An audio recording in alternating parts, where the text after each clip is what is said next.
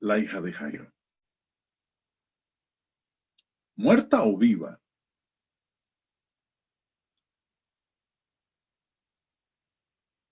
Nos dice a nosotros, antes de llegar allá, hermanos,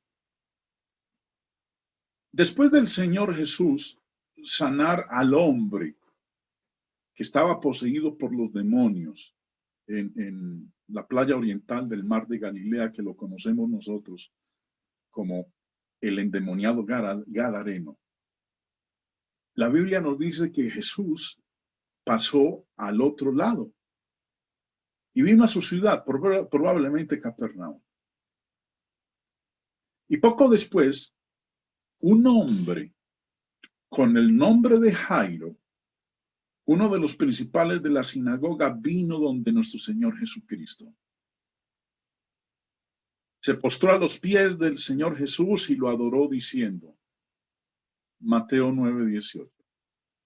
Mientras él les decía estas cosas, vino un hombre principal y se postró ante él diciendo, mi hija acaba de morir. Mas ven y pon tu mano sobre ella y vivirá. Normalmente continuaríamos narrando esta historia maravillosa y repasando cómo Jesús resucitó de la muerte a la chica de 12 años, porque su hija tenía 12 años. Pero el propósito de estas lecciones, de este artículo en particular, es contestar a los escépticos que afirman que existe una contradicción entre la narración de Mateo de esta historia y las narraciones registradas en los otros evangelios, en Marcos y en Lucas. Mateo 9:18 dice, mientras él les decía estas cosas, vino un hombre principal y se postró ante él, ante el Señor Jesús, diciendo, mi hija acaba de morir, mas ven y pon tu mano sobre ella y vivirá. Y leemos nosotros en Marcos 5:22 que nos lo expresa de otra manera. Dice el texto, vino uno de los principales de la sinagoga llamado Jairo, y luego que le vio, se postró a sus pies y le rogaba mucho diciendo, mi hija está agonizando. Ven y pon las manos sobre ella para que sea salva y vivirá. Mateo 19:18, mi hija acaba de morir. Marcos 5:23, mi hija está agonizando. Los críticos de la infalibilidad de la Biblia afirman que la diferencia en estas dos narraciones representa una evidente contradicción, un clarísimo error, porque el uno dice acaba de morir y el otro dice está agonizando. ¿Cómo poder nosotros armonizar lo que dice Mateo y lo que dice Marcos? ¿O si será una evidente contradicción? Varios eruditos griegos y comentaristas han declarado que hay tanta diferencia entre acaba de morir, que no hay tanta diferencia, que no hay tanta diferencia entre acaba de morir y acabo de colocar ahí como está expresado en el original griego. No hay tanta diferencia entre acaba de morir y mi hija está agonizando. Quiero que le presten atención a lo que vamos a observar a continuación, hermanos.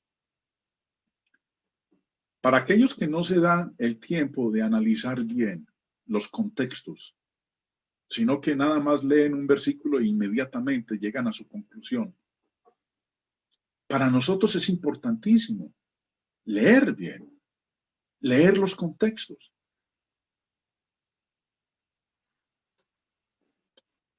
Mateo 9:18 dice, mi hija acaba de morir. Craig Blomberg, en su libro El Nuevo Comentario Americano sobre el Evangelio de Mateo, dice algo bastante interesante con respecto a este pasaje de Mateo 9. Dice lo siguiente. Arti, por eso puse aquí el texto en griego que ustedes están viendo ahí a la izquierda de sus pantallas.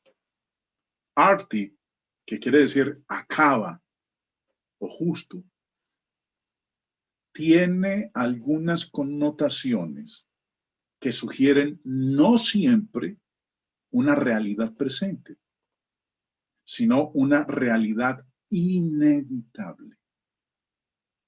Es posible que Mateo estaba relatando lo inevitable y la certeza de la moribunda hija de Jairo antes que hacer una declaración acerca de su actual condición.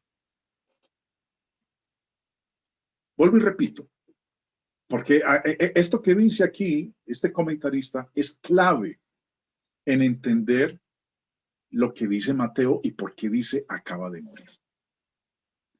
Arti, acaba o justo, tiene algunas connotaciones que sugieren no siempre una realidad presente, sino una realidad inevitable. En otras palabras, eso va a suceder. No es verdad en este momento, cuando se está diciendo, pero sí va a ocurrir, es una realidad inevitable. Y sigue diciendo, es posible que Mateo estaba relatando lo inevitable y la certeza de la moribunda hija de Jairo. O sea, pues que se iba a morir antes que hacer una declaración acerca de su actual condición. O sea, pues que en ese momento ya estuviese muerta. Pero avancemos para que miremos este aspecto que es muy interesante en nosotros comprenderlo y poder entonces explicar esta aparente contradicción entre lo que dice Mateo y lo que nosotros leímos también en Marcos, de que su hija era agonizando. Hebreos 12:22 habla de José. Cuando ya estaba en Egipto. Recuerden, no es necesario hablar de la historia de José, porque es una historia maravillosa. Eso se merece todos los Óscares de la academia, porque lo que le ocurrió a este hombre fue impresionante. Pero dice el escritor de Hebreos, cuando habla de los héroes de la fe, dice, verso 22, por la fe José, al morir, mencionó la salida de los hijos de Israel y dio mandamiento acerca de sus huesos. Bueno, ¿cómo así que cuando se murió mencionó la salida de los hijos de Israel? ¿Cómo lo va a mencionar si ya se murió? Porque el texto está diciendo, por la fe José, al morir, mencionó la salida de los hijos de Israel y dio mandamiento acerca de sus huesos. Ahora, ¿qué fue lo que dijo él? Para que sepamos y no nos quedemos aquí en la incógnita. Él les dijo a sus hermanos que cuando muriera no dejaran sus huesos en Egipto, que cuando ellos salieran de la esclavitud en Egipto, que ocurriría cientos de años después, llevaran sus huesos a la tierra prometida. ¿Cuándo mencionó eso? Lo dice ahí el verso 22, cuando se murió. Pero ¿cómo así? Si cuando uno se muere ya no puede hablar. Si leemos, recordemos, me voy a devolver a lo que leíamos hace un momento aquí en el comentario de Craig Blomberg. Acaba de morir. Arti tiene algunas connotaciones que sugieren no siempre una realidad presente, sino una realidad inevitable. Es posible que Mateo estaba relatando lo inevitable y la certeza de la moribunda hija de Jairo antes que hacer una declaración acerca de su actual condición. Eso nos ayuda a nosotros a explicar lo que estamos leyendo en Hebreos 11:22. Es más, los voy a invitar, hermanos, para que lo leamos en la palabra de Dios para todos. Este versículo 22 está mejor expresado a nuestra manera hoy de entender las cosas, porque a veces necesitamos que nos lo den un poquito más mascadito para poder nosotros asimilarlo. Porque leyéndolo así, tal como está en el texto de la Reina Valera, al morir mencionó la salida de los hijos de Israel, no quiere decir que eso lo mencionó después de morir, sino cuando estaba muriendo, cuando él estaba agonizando. Dice la palabra de Dios para todos. Mire cómo expresa este verso 22. Por la fe Jacob, cuando estaba, perdón, por la fe José, no Jacob, me equivoqué. Si ve, error aquí del copista, lo que estamos mencionando, lo que decía ahora rato. Esto lo digité yo aquí con mi teclado y cometí un error de copista. El texto no es Jacob, sino José, para que se den cuenta, hermanos, que es loable, es entendible que nosotros somos falibles, cometemos errores, a pesar de que a veces tenemos mucho cuidado. En este caso me equivoqué. Y mire, puse Jacob en lugar de José. Por la fe, José, que es lo que debería decir aquí, en esta parte de citando la palabra de Dios para todos. Recuerden, Jacob es error mío. Un error mío y no intencional, apenas me acabo de dar cuenta. Por la fe, Jacob, cuando estaba a punto de morir, bendijo a cada uno de los hijos de José y adoró a Dios apoyado en su bastón. ¿Qué es lo que nos dice a nosotros? Hebreos 11:22. Por la fe Jacob, venga, aquí hay un error, hermano, no es como lo dice el texto, aquí me equivoqué. Discúlpenme, hermanos, estoy pensando yo equivocadamente. Los invito para que ustedes, si tienen la palabra de Dios para todo, habla de por la fe José al morir, quiere decir cuando estaba a punto de morir. Cuando él estaba a punto de morir, fue que dijo eso, que expresó. Albert Barnes, en su comentario del Nuevo Testamento, dice en el verso 18, comentando sobre el versículo 18 de Mateo 9, cuando Jairo fue y se postró a los pies del Señor y le dijo, mi hija acaba de morir. Dice Albert Barnes en su comentario, la palabra griega traducida, acaba de morir, no necesariamente significa, como nuestra traducción lo expresa, que ella de hecho había expirado, sino solamente que estaba muriendo o a punto de morir.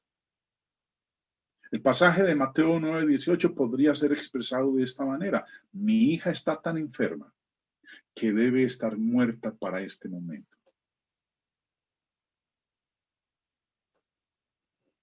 Esto, hermanos, nos permite a nosotros darnos cuenta de que no hay ninguna contradicción entre lo que dice Mateo 9 y lo que dice Marcos. Mateo 9 dice acaba de morir. Marcos 5:22, que lo leímos hace un momento, dice mi hija está agonizando. Y aquí nos dice el comentarista que la expresión acaba de morir no necesariamente significa, como nuestra traducción lo expresa, que ya se había muerto, sino que solamente estaba muriendo o a punto de morir. El pasaje Mateo 9:18 podría ser expresado de esta manera. Mi hija está tan enferma que debe estar muerta para este momento. Por lo tanto, la supuesta contradicción puede ser un simple malentendido de lo que Mateo realmente escribió acerca de la hija moribunda. Ahora, una mejor explicación a esta supuesta discrepancia es que Jairo pronunció ambas declaraciones. Marcos y Lucas mencionan su grave enfermedad, mientras que Mateo habla de su muerte. Miremos esto que es bastante interesante, hermanos. Antes del Señor haber ido con Jairo, o cuando él se fue con Jairo para sanar a su hija, Mateo nos cuenta a nosotros que cuando en el verso 16, en el verso 18, le ha dicho, mi hija acaba de morir, ven y pon tu mano sobre ella y vivirá. La narración continúa hablando de una mujer que sufría de flujo de sangre. Leamos el contexto. Dice nuevamente empezando el verso 18. Mientras él les decía estas cosas, vino un hombre principal y se postró ante él diciendo, mi hija acaba de morir. Mas ven y pon tu mano sobre ella y vivirá. Y se levantó Jesús y le siguió con sus discípulos. Y aquí una mujer enferma de flujo de sangre desde hacía 12 años se le acercó por detrás y tocó el borde de su manto. Porque decía dentro de sí, si tocare solamente su manto, seré salva. Pero Jesús volviéndose y mirándola dijo, ten ánimo, hija, tu fe te ha salvado. Y la mujer fue salva desde aquella hora. Al entrar Jesús en la casa del principal, viendo a los que tocaban flautas y la gente que hacía alboroto, les dijo, apartaos, porque la niña no está muerta, sino duerme. Y se burlaban de él. Pero cuando la gente había sido echada afuera, entró y tomó de la mano a la niña, y ella se levantó. Y se difundió la fama de esto por toda aquella tierra. Esto es lo que nos narra Mateo. Pero hay algo que falta aquí en la narración de Mateo, que es lo que leemos nosotros en Marcos y en Lucas. Enseguida lo vamos a leer. ¿Qué leemos nosotros en Mateo? Leemos de cuando el principal de la sinagoga, Jairo, va y busca al Señor donde se encontraba, allá en el lugar donde él estaba, y le pidió que viniera porque su hija estaba muerta, para que la resucitara. El Señor se va con él. En el trayecto ocurre lo que acabamos de leer acerca de esta mujer que tenía flujo de sangre. El Señor la sana y después de esto llega a la casa del principal de la sinagoga en el poblado donde él vivía, que no era en el mismo lugar donde vivía nuestro Señor, donde él se había encontrado con él, y la sana. Pero hay algo aquí que no está narrado, que sí se encuentra en Marcos y en Lucas. ¿Qué es lo que falta? Recuerden, Mateo 9:18, mi hija acaba de morir. Mas ven y pon tu mano sobre ella y vivirá. Marcos 5, que es el evangelio sinóptico, nos dice, y quiero que le prestemos atención. Vino uno de los principales de la sinagoga llamado Jairo, y luego que le vio se postró a sus pies. Y le rogaba mucho diciendo, mi hija está agonizando. Ven y pon las manos sobre ella para que sea salva y vivirá. Aquí es donde muchos dicen, mire, aquí está la contradicción, porque Mateo dice, acaba de morir, y Marcos 5:23 dice, está agonizando. Pero sigamos la lectura. Fue pues con él y le seguía una gran multitud y le apretaban. Lo que sigue a continuación es lo que acabamos de leer en Mateo, lo de la mujer con flujo de sangre. Los versos 25, 26, 27, 28, 29, 30, hasta el 34, nos hablan de ese evento de esta mujer con flujo de sangre. No lo voy a incluir aquí, pero usted después, hermanos, si tiene el tiempo, le invito para que tome su Biblia y lo lea y se dé cuenta de que esta parte está ahí. Pero Mateo no cuenta o no incluye lo que dice el verso 35, después de que el Señor sanó a esta mujer con flujo de sangre. Dice el verso 25. Pero una mujer que desde hacía 12 años padecía flujo de sangre, recuerden, es lo que leímos ahorita en el contexto de Mateo.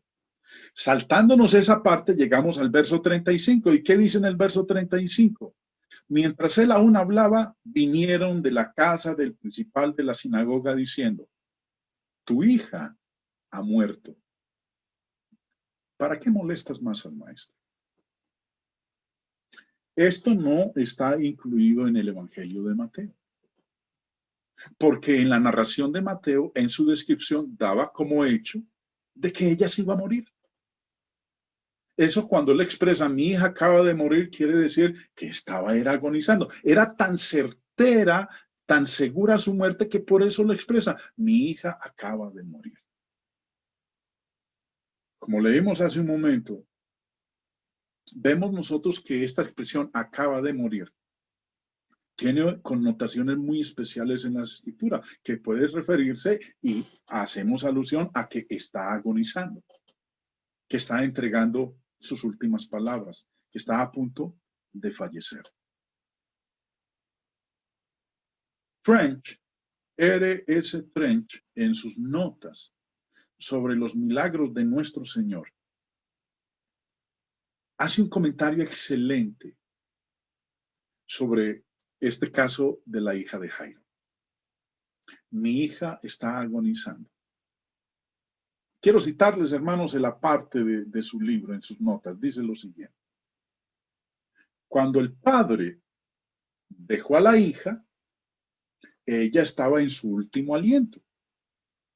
Y él no sabía ahora con respecto a ella cuando llega donde el Señor, cuando él ya se encuentra con el Señor, no sabía con respecto a ella si estaba muerta o viva, pero cuando la dejó, ella estaba ya a punto de morir. Y sin aún recibir cierta información de su muerte, estaba confuso en cuanto a si hablaba de ella como muerta o no, expresándose a sí mismo en un momento con un lenguaje y al siguiente con otro. Vuelvo y leo, mano, para que usted tenga claro lo que dice este excelente comentario.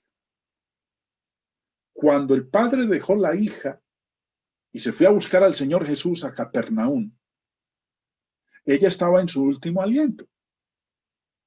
Y él no sabía ahora con respecto a ella, cuando ya se encontró con el Señor, si estaba muerta o viva, y sin aún recibir la información que recibió en el versículo 35, de que ella estaba muerta.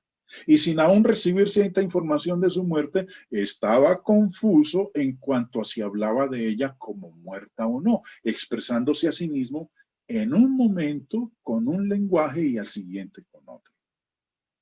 Y culmina diciendo el señor Trench, extraño que una circunstancia como esta, tan extraída de la vida, tan testificadora de las cosas registradas, sea estimulada por alguien como una contradicción.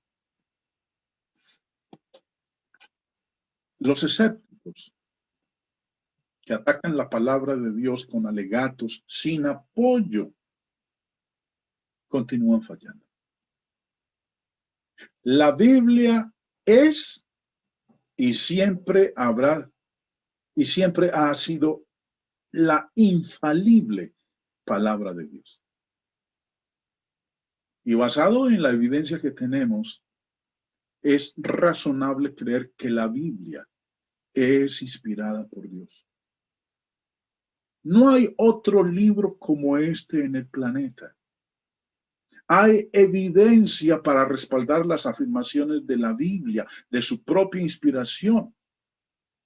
Las podemos sacar de la evidencia externa como de la documentación histórica de los pueblos, de los lugares, de los eventos bíblicos o de los artefactos arqueológicos que corroboran las declaraciones o las circunstancias bíblicas. La Biblia, hermanos, está sin paralelo en la historia humana y testifica el hecho de que su misma existencia no puede ser explicada en otra forma que no sea un reconocimiento que ella es el resultado de una mente guiadora, dominadora y supervisadora. No hay evidente contradicción. No hay un claro error en lo que nosotros acabamos de mencionar. Espero que esto que he expuesto, hermanos, en este momento, les haya ayudado a ustedes a tener argumentos, más argumentos, para ayudar a aquellos que son detractores de la palabra de Dios.